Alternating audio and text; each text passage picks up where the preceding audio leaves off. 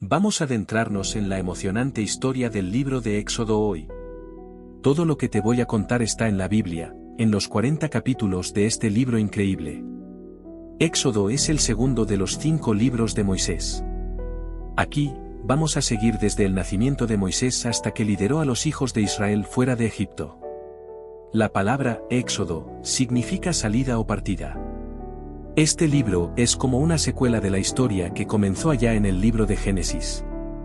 ¿Recuerdas cuando Jacob y su familia se mudaron a Egipto? Fueron bien cuidados por José, que era el gobernador en ese tiempo. Pero, después de un tiempo, un nuevo rey llegó al poder en Egipto. Y él no tenía idea de quién era José. El nuevo rey se preocupó porque los israelitas estaban multiplicándose mucho. Empezó a pensar que podrían convertirse en una amenaza en una guerra o incluso escapar del país. Entonces, tuvo una idea muy mala: esclavizó a los israelitas, haciéndolos trabajar duro. A pesar de esto, los israelitas continuaron creciendo, lo que puso aún más nervioso al nuevo rey. Incluso mandó a las parteras hebreas matar a los recién nacidos varones. Pero esas parteras tenían coraje y temían a Dios.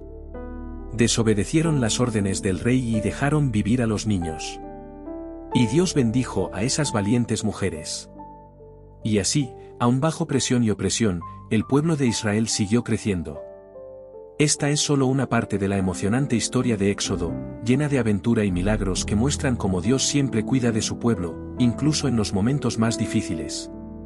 ¿Qué te parece si continuamos este viaje? Entonces, después de muchas cosas difíciles que sucedieron, el faraón hizo algo terrible. Decretó que todos los recién nacidos varones de los israelitas debían ser arrojados al río Nilo, pero permitió que las niñas vivieran. Imagínate el desespero de las familias. Mientras tanto, un hombre llamado Moisés, que era de la familia de Leví, nació. Su madre lo escondió en una canastita en las aguas del río Nilo para protegerlo. ¿Y adivina quién encontró al bebé? La hija del propio faraón.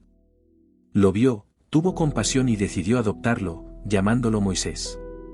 A medida que Moisés crecía, veía la injusticia que sufrían los hebreos. Un día, al presenciar a un egipcio maltratando a uno de sus hermanos, no lo soportó y terminó matando al hombre. Con miedo, huyó a la tierra de Madián, donde ayudó a las hijas de un sacerdote y se casó con una de ellas, llamada Séfora.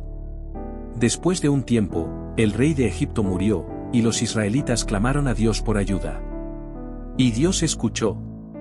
Recordó su promesa a Abraham, Isaac y Jacob, y eligió a Moisés para liderar a su pueblo fuera de la esclavitud. Un día, mientras Moisés pastoreaba el rebaño de su suegro Yetro, vio algo extraordinario, una zarza ardiente que no se consumía. Y fue allí, en la presencia de Dios, donde recibió su misión. Dios le dijo a Moisés que liberaría a los israelitas de Egipto y los llevaría a la tierra prometida. Moisés se sintió temeroso e inseguro, pero Dios prometió estar con él. Incluso reveló su nombre como Yo Soy. Dios instruyó a Moisés a confrontar al faraón y liderar a los israelitas fuera de Egipto, pero Moisés estaba preocupado si el pueblo le creería. Entonces, Dios hizo milagros para demostrar su autoridad. Convirtió una vara en serpiente y luego nuevamente en vara. Además, causó lepra en la mano de Moisés, pero lo curó instantáneamente. Aún así, Moisés aún estaba inseguro, así que Dios sugirió que su hermano, Aarón, lo ayudara como portavoz. Vamos a adentrarnos en esta emocionante parte de la historia. Moisés regresó a Egipto con su familia y recibió una orden muy especial del Señor: realizar milagros delante del faraón. Pero el Señor también advirtió que el corazón del faraón se endurecería y eso traería consecuencias graves. Durante el viaje de regreso, Séfora, la esposa de Moisés, circuncidó a su hijo, obedeciendo los mandamientos de Dios para evitar problemas en el futuro. Y luego, cuando Moisés y Aarón se encontraron en el desierto, contaron al pueblo israelita sobre los milagros que Dios haría. Y créelo, el pueblo quedó impresionado y comenzó a adorar al Señor. Pero cuando Moisés y Aarón pidieron al faraón que dejara salir al pueblo y celebrar una fiesta en el desierto en honor a Dios, el faraón dijo que no. Ni siquiera reconoció al Señor y además aumentó el trabajo de los israelitas, exigiendo la misma producción de ladrillos, pero sin dar más paja para hacerlos. Ahí la situación se complicó. Los capataces presionaron tanto al pueblo que tuvieron que salir por Egipto buscando rastrojo para hacer ladrillos. Y cuando no lo lograron, fueron golpeados. ¿Adivina quién recibió la culpa? Moisés y Aarón. Moisés se indignó y le preguntó a Dios por qué el pueblo estaba sufriendo tanto. Dios escuchó las lamentaciones del pueblo y prometió liberarlos. Pero a pesar de todos los signos que Dios mostró, el corazón del faraón seguía siendo duro. Moisés y Aarón intentaron de todo. Convirtieron una vara en serpiente frente al faraón, pero los magos egipcios hicieron el mismo truco. Y el faraón no cedió. Entonces, Dios dijo que convertiría las aguas del Nilo en sangre. Aarón extendió la vara sobre las aguas, y se convirtieron en sangre. Los peces murieron y el agua quedó inservible para beber.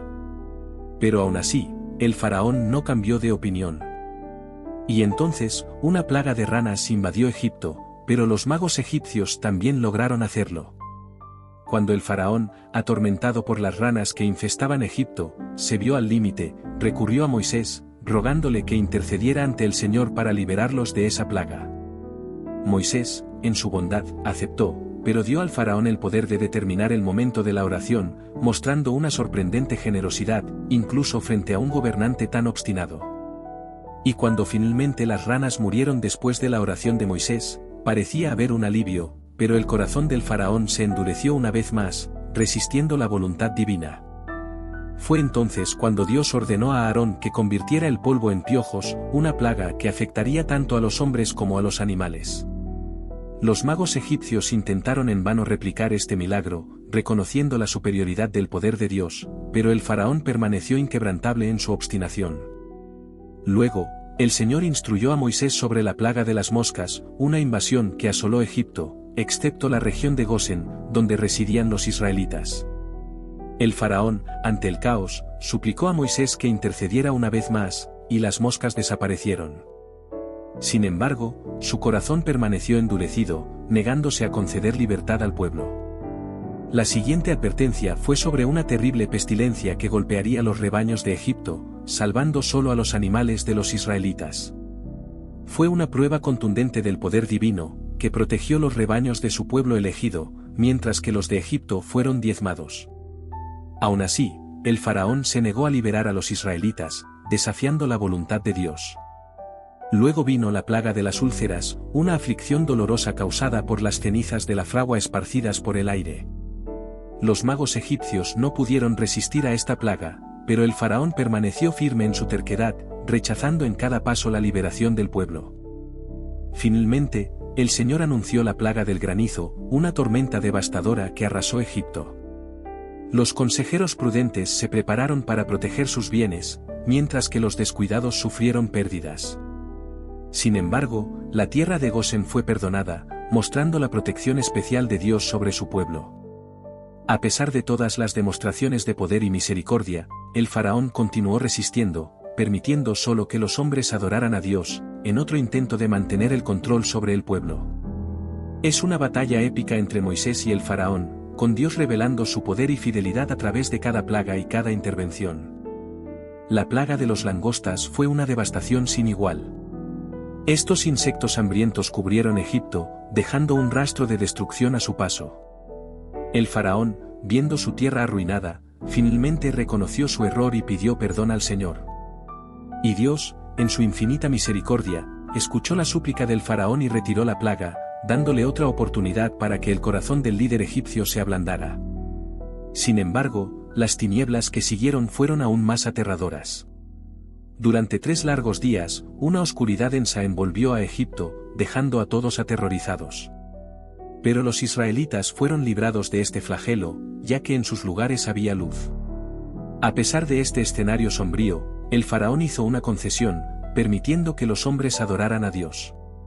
Sin embargo, Moisés insistió en que necesitaban llevar todo consigo, lo que endureció aún más el corazón del faraón, llevándolo a prohibir que Moisés se presentara ante él bajo pena de muerte. Ante esta amenaza, Moisés accedió a no volver a verlo.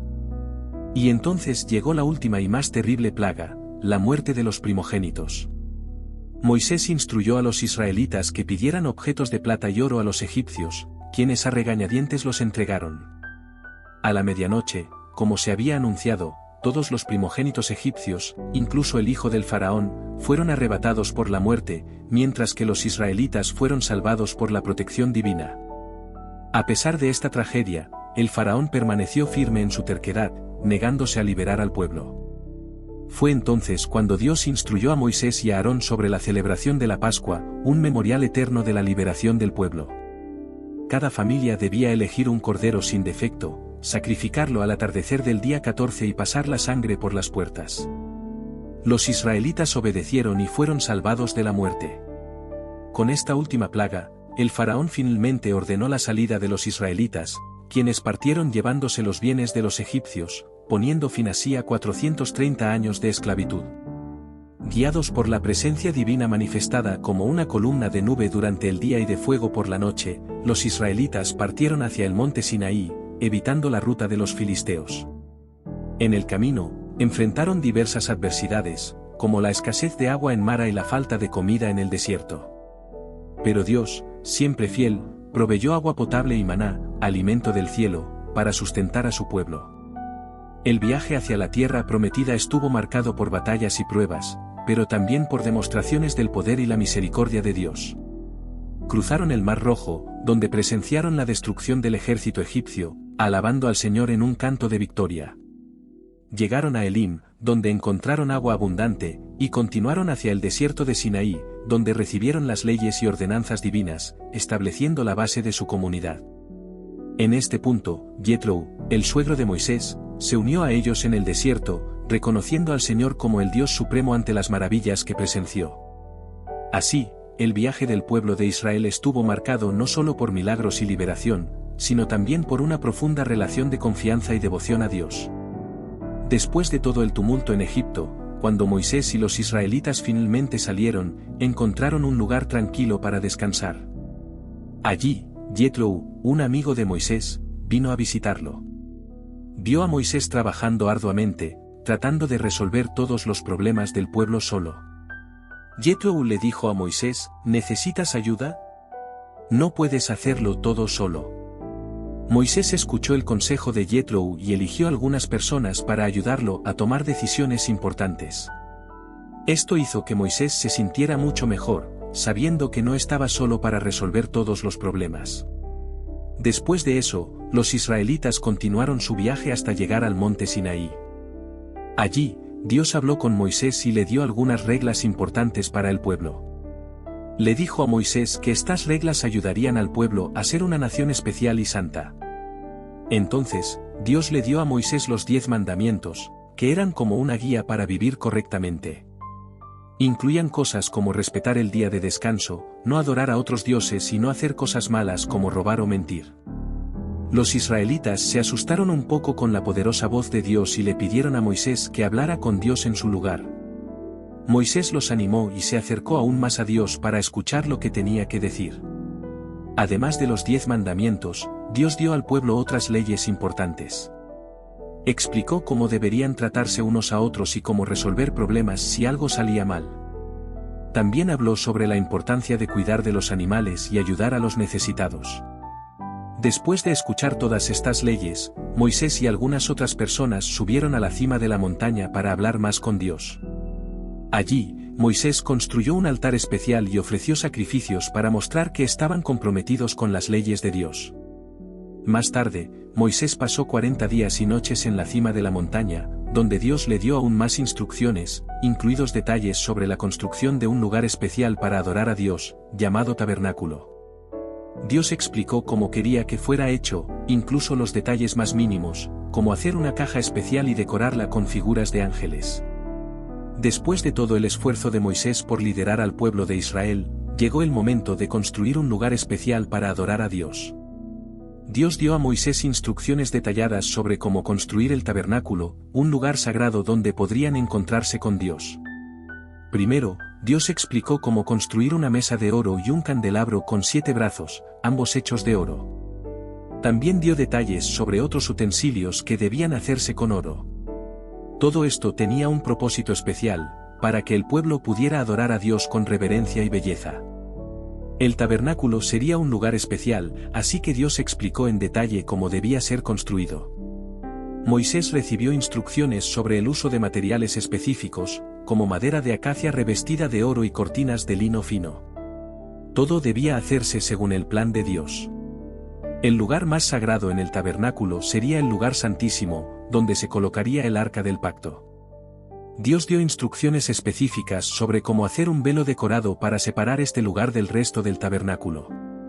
Además, Dios explicó cómo debía ser la cortina de la entrada, con ganchos de oro y columnas de acacia revestidas de oro. Todo debía hacerse con precisión, de acuerdo con el modelo revelado por Dios en el monte Sinaí.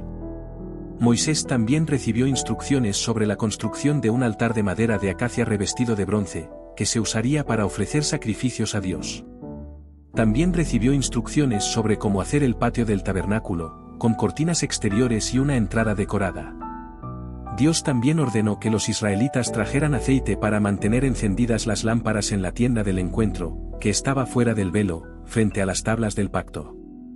Además, Dios instruyó a Moisés a llamar a su hermano Aarón y a sus hijos para que se convirtieran en sacerdotes. Detalló las vestiduras sacerdotales, que incluían un efod, un pectoral con 12 piedras representando a las tribus de Israel y otras piezas significativas. Estas instrucciones eran esenciales para asegurar que el tabernáculo fuera un lugar digno de adoración a Dios. Moisés siguió todas las instrucciones al pie de la letra, garantizando que el tabernáculo fuera construido según el plan de Dios. Y cuando todo estuvo listo, la gloria de Dios descendió sobre el tabernáculo, indicando su presencia entre el pueblo de Israel. El tabernáculo se convirtió en un símbolo tangible de la presencia de Dios entre su pueblo.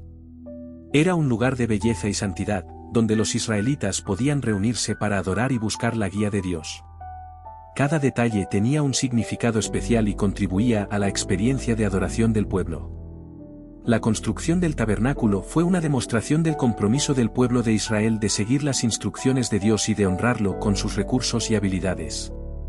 Y cuando la obra fue completada, la presencia de Dios llenó el tabernáculo, llenando los corazones de los israelitas con la certeza de que Él estaba con ellos en su jornada. Si fueras uno de los israelitas durante la construcción del tabernáculo, ¿qué parte del proceso te gustaría ayudar o presenciar? Comparte en los comentarios. Y no te olvides de darle me gusta y suscribirte para más contenido inspirador como este.